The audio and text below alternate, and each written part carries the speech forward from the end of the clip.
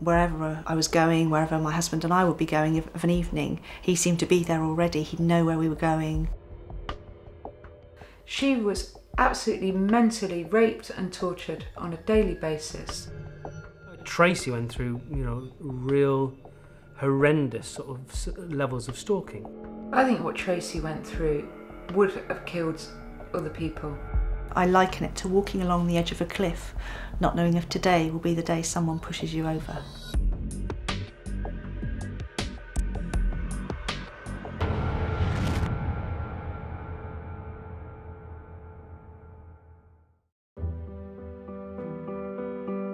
Stalkers wear different faces. Some fantasize that their victims feel love for their tormentors. Others know they're feared, hated, avoided at all costs, but still pursue their obsession. They continue to make the lives of those they prey on utter misery. Stalking has such a massive impact on the victims because it's chronic. Most crimes, being mugged, being burgled, are acute, but they're over pretty quickly. But the torture of stalking goes on for years and years and years. Stalking never goes away, absolutely never goes away. You don't know where the stalker is, what they're going to do next.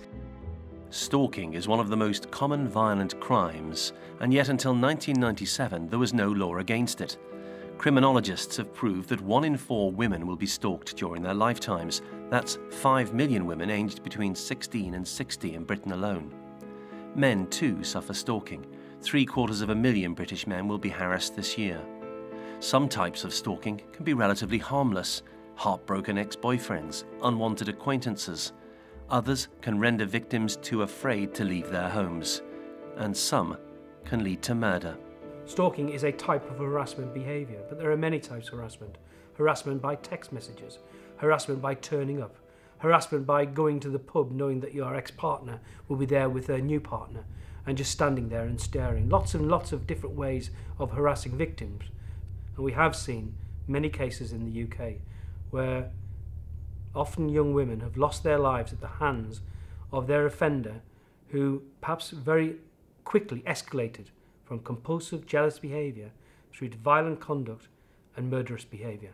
Stalking and harassment, you never know where it's going. Too often, stalking ends in victims being killed. Claire Bernal, a beautician, worked in the famous Harvey Nichols store in London, where she met the security guard stalker who was to eventually kill her. Her murderer had been warned by the courts not to go near Claire after his threatening behaviour, but he was released on bail. He used the time to buy the gun with which to shoot Claire dead, and then he killed himself.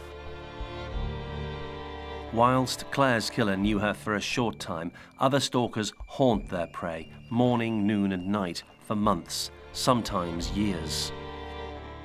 Another stalking victim, Tanya Moore, was 26 when her former fiancé, who'd harassed her for a year, ran her off this road before shooting her at point-blank range. Tanya, like Claire, was the classic stalking victim: confident, young, self-assured. The most typical victim is somebody in their late 20s, early 30s, very, very attractive, with a good job, probably a nice car.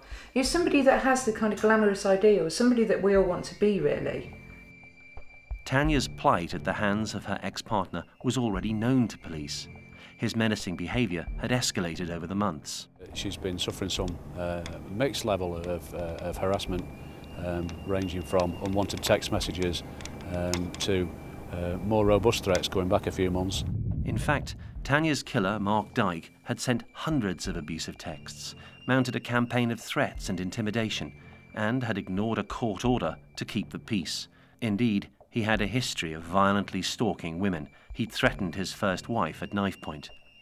Everyone knew that Dyke was dangerous, but still he was allowed the freedom to stalk and eventually kill Tanya.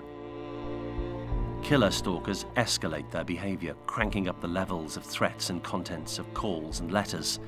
This woman faced 9 years of abuse at the hands of her stalker, with little the law could do to stop him.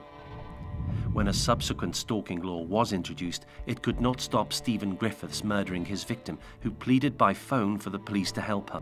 Rana Faruqi had spotted Griffiths surreptitiously photographing her, rummaging through her bins, following her wherever she went.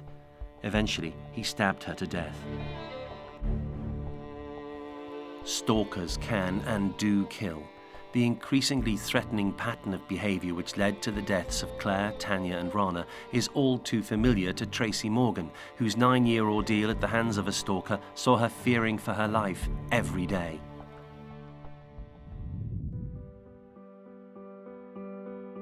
Tracey was young, confident, self-assured, the classic profile of a stalking victim who worked in Hampshire for the Royal Navy.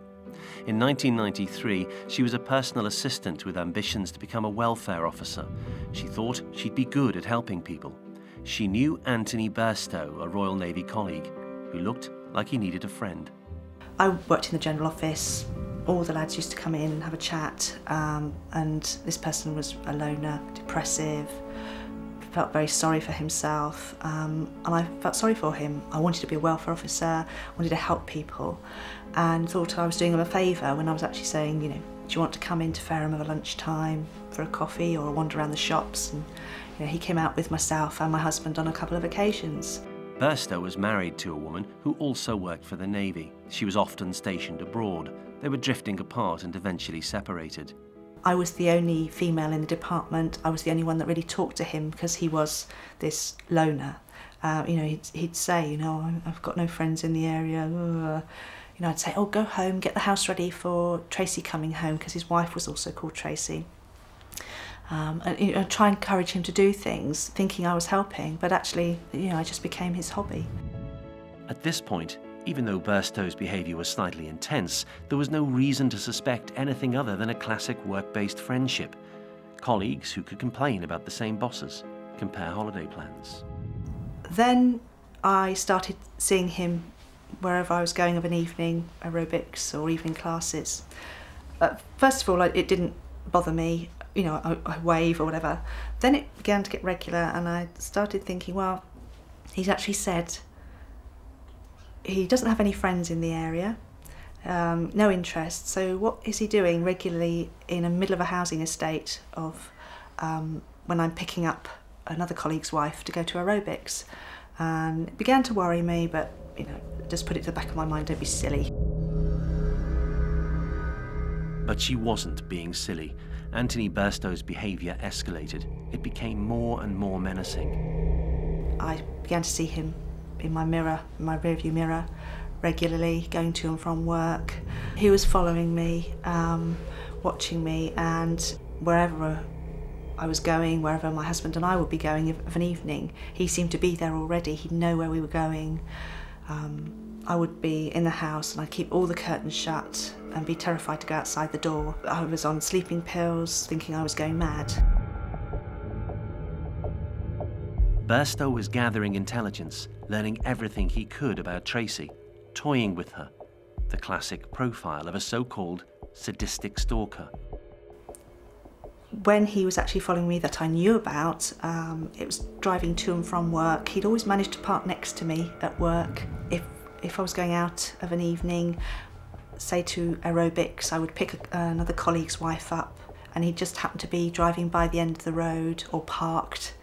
At aerobics, driving by, I used to go to evening classes at Fareham College. He would just be driving by or parked in the car park. It just began to get regular.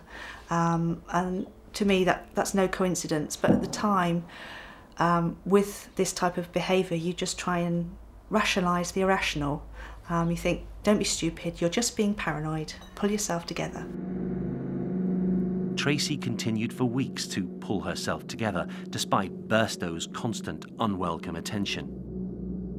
I used to see him going to lunch half an hour earlier from everybody else, and I used to think, I wonder where you're going. And it was at that point, sort of late November, December time, I think it was, that I would go home and things would be moved at home. Small things had been removed from the house. An example is when I went to take my contraceptive pill one night, the last 3 in the packet were missing. Now, you know, how do you rationalise that? You know, am I overdosing on them? Am I taking them in my sleep? What's going on? I didn't feel I could go to the police at that point or the naval authorities and say what was happening, because how do you explain that? They would have had me sectioned. Tracey and her husband of just a few years, Andrew, now felt utterly besieged by Burstow. They were keen to handle the problem themselves, not to worry other members of the family, like Tracey's mum. But at special occasions like her sister Louise's birthday, telltale signs began to appear. They started to sort of tell a few little white lies what was happening, and then I thought, well, that's very strange. The first one that really came to point was when it was Louise's birthday and they were coming up for dinner and they didn't arrive, and Andy said that Tracey had gone out to buy a present for Louise and they'd be up later, but for us to go ahead with the dinner straight away. And I thought, well, that's not like them. They always were so much a family, and they would always come for a special occasion. By now, Burstow's behaviour was distressing Tracey even more. He would phone the house at all times of the night or day. He would post cards through the letterbox just to make sure Tracey knew he was around. The top psychologist advising police forces and the Home Office today about stalking is Lorraine Sheridan. Well, she was quarry and prey to him. He just wanted to dangle her, to make her feel uncertain. And so in that way then he could feel powerful. He was controlling her. He was kind of like a puppet master. And he wanted to just shake her belief in every aspect of the world. And this is the real thing that stalkers can do. They absolutely undermine somebody's belief in a happy, safe world, completely control them, destroy their life, make them feel utterly alone and helpless, whilst basically waltzing around free of police intervention. Burstow was free from police intervention because with no stalking law in place, they could do little to protect people like Tracey. In fact, getting prompt action from police can be difficult for a number of reasons. Quite often, we often see police officers who just can't quite believe what they're being told. And without any real clear evidence of what's gone on, and sometimes, Tracey will know that someone's been in the house, she'll know that things have been moved around, and other stalkers act in a similar way. But convincing a police officer that a crime is being committed or a real offence has been committed has been one of the big challenges. With little help available from the police or her bosses, Tracey was persuaded finally to tell her family. She didn't tell us all what was going on. She kept it a secret from us, trying to hide it. And she hid it as long as she could, hid it as long as she could, and then apparently one of the policemen said, "You've got to tell your parents." Of course, immediately then, I thought, I knew there was something, and what can I do to protect her? What can I do? Can I take it away? But I found that very hard because, like Brian, once we knew, he found it very difficult to cope with. Couldn't believe it, really. Could not believe anybody would make anybody's life so bloody miserable. Unbelievable. Weeks of 24-hour-a-day unwanted attention did seem unbelievable, and Tracey was convinced that Burstow was breaking into her house. To her complete bewilderment, he continued to know where she would be going all of the time. He would see her at work and then appear mysteriously wherever she went in the evening. Did he have some sort of sixth sense? Everywhere we would go, he would be there already. And I used to scream at the walls, telling him to go away. Why was I losing it? And why? How come he knew so much? I remember going into my bosses at one point and saying, could he have bugged my house? And I was virtually laughed at the office. And I thought, Tracey, you've really lost it now. Get a grip. You are being stupid. Tracey's innocent coffee and chat had been just 3 months earlier, but her life was now totally changed. Followed, badgered and bothered by a man she barely knew, she even feared that her stalker had surrounded her with listening devices. Could he have bugged where she worked and lived? Worse, would Burstow's escalating behaviour, the textbook actions of a potential killer, put Tracey's life in danger?